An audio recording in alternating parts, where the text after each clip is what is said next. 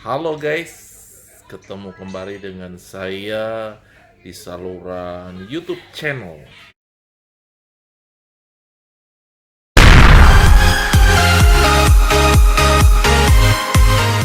Selamat pagi Indonesia.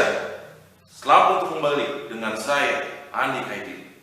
Selamat berjumpa dengan saya di saluran di mana kita bisa mencoba untuk berusaha mengoptimalkan sumber daya potensi yang kita miliki sehingga kita bisa mencapai kinerja prestasi yang terbaik yang kita wujudkan. Mengembangkan sumber daya manusia, membangun bangsa untuk menciptakan masyarakat dunia yang lebih baik. Ya, jangan lupa like, follow, subscribe, dan berikan komentar di bawah ini.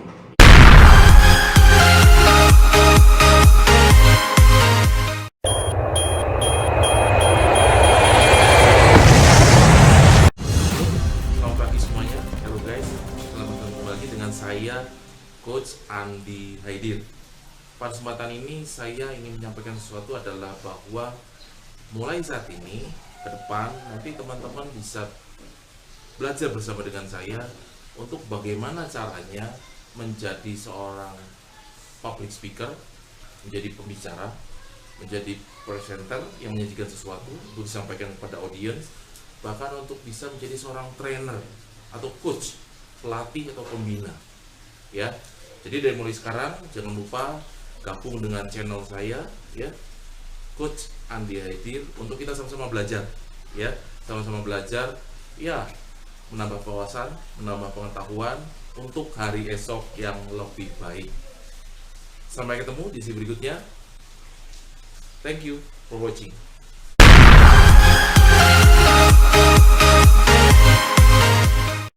Ya, jangan lupa like, follow, subscribe, dan berikan komentar di bawah ini.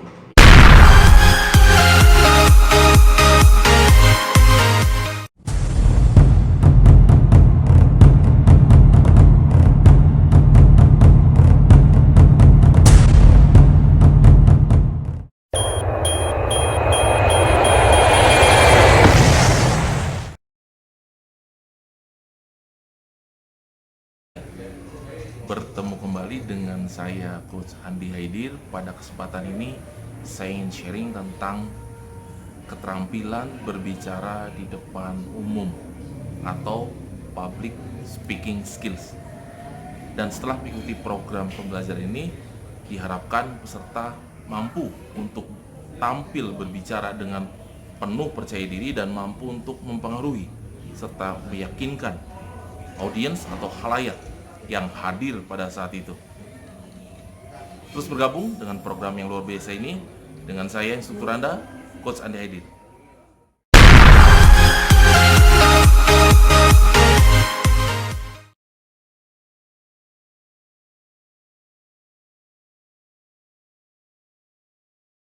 Ya, jangan lupa like, follow, subscribe, dan berikan komentar di bawah ini.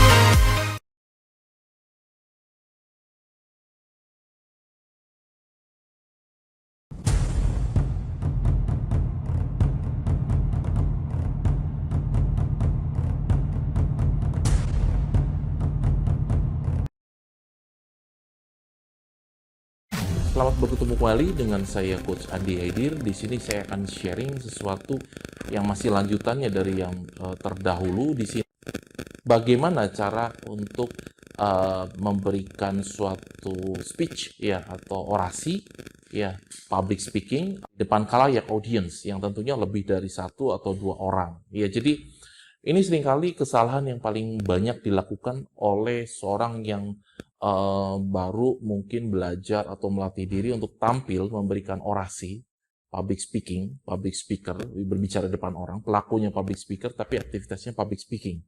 Atau juga memberikan suatu presentasi, presenting something ya, to audience ya. Nah, kesalahan yang pertama adalah mereka biasanya fokus pada apa yang mereka sampaikan tanpa memiliki tujuan yang jelas. Ya. Jadi sebenarnya ketika kita mau memberikan suatu pesan, sama dengan komunikasi secara umum, maka adalah kita harus tahu tujuan kita untuk memberikan orasi, ya speech, ya pidato, maupun presentasi apa. Itu penting. Nah, kalau Bapak dan Ibu menggunakan tools seperti PowerPoint dan alat bantu lainnya, itu bisa dimasukkan pada slide awal, yaitu adalah tujuan dari presentasi, objective of presentation, itu bisa dimasukkan. Tetapi kalau Bapak dan Ibu hanya mendadak, bahkan itu sifatnya tidak menggunakan alat bantu, Bapak dan Ibu sekalian harus setting dulu di pikirannya. Tujuan saya untuk memberikan orasi, pidato, presentasi ini apa? Gitu, ya, tujuannya apa? Misalnya adalah mau menyampaikan kebijakan pesan dari pimpinan, dari top manajemen, atau ingin mengucapkan atau akan mengucapkan selamat atas keberhasilan seseorang atau anggota tim tertentu atau tim tertentu, ya. Atau bisa juga untuk mempromosikan suatu produk, ya, ini untuk marketing, ya. Ya, untuk mempromosikan suatu produk, atau juga untuk mengajukan suatu proposal something, ya, kepada top manajemen misalnya, atau ingin mengucapkan terima kasih, ya. Bisa banyak hal tujuannya. Itu penting ditetapkan sebelum kita memberikan suatu orasi atau speech atau bahkan mempresentasikan suatu hal, ya. Nah, yang kedua yang sering kali dilupakan oleh seorang yang mungkin sedang berusaha untuk menjadi seorang public speaker atau presenter adalah apa?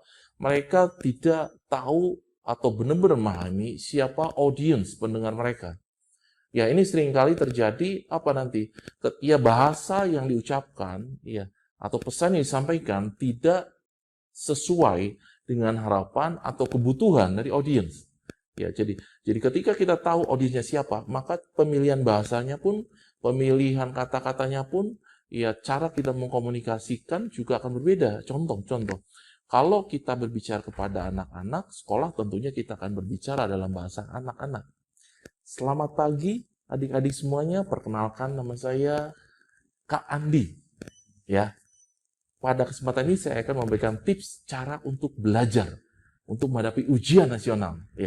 Ya, adik-adik tentunya kakak juga dulu pernah belajar seperti adik-adik. Ya, nah itu contohnya ketika kita menghadapi misalnya siswa yang mereka akan menghadapi UNAS, kita memberikan suatu tips misalnya, ya.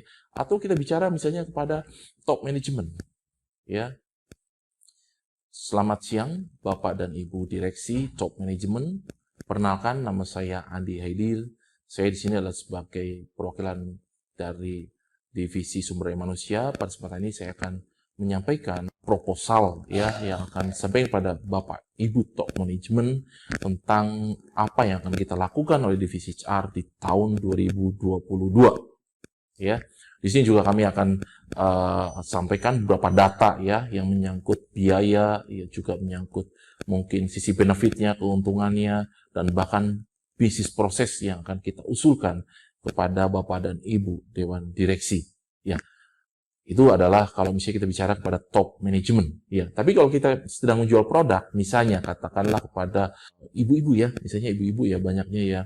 Selamat pagi ibu-ibu semuanya, perkenalkan nama saya Andi Haidir. Ya, pada kesempatan ini saya ingin menyampaikan suatu informasi mengenai produk kita yang paling kita unggulkan. Produk ini adalah produk yang sangat bermanfaat, ibu-ibu sekalian.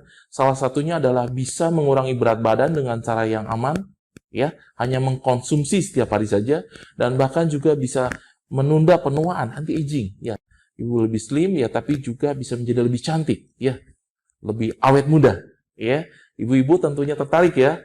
Oke, nah itu misalnya contohnya ketika kita memberikan suatu orasi speech kepada ibu-ibu yang kita mempromosikan suatu produk kecantikan. Ya, tadi pertama adalah tujuannya kita harus jelas, yang kedua kita harus paham benar-benar audiensnya siapa yang kita hadapi, dan tentunya pesan yang kita sampaikan, kontennya, isinya, dan juga cara kita untuk menyampaikannya, konteksnya, delivery-nya, how to communicate, itu akan disesuaikan dengan tujuan dan orasi atau presentasi kita, dan juga audiens kita siapa.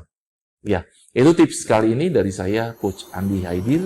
Terima kasih atas perhatiannya. Ya, sampai ketemu di waktu yang akan datang.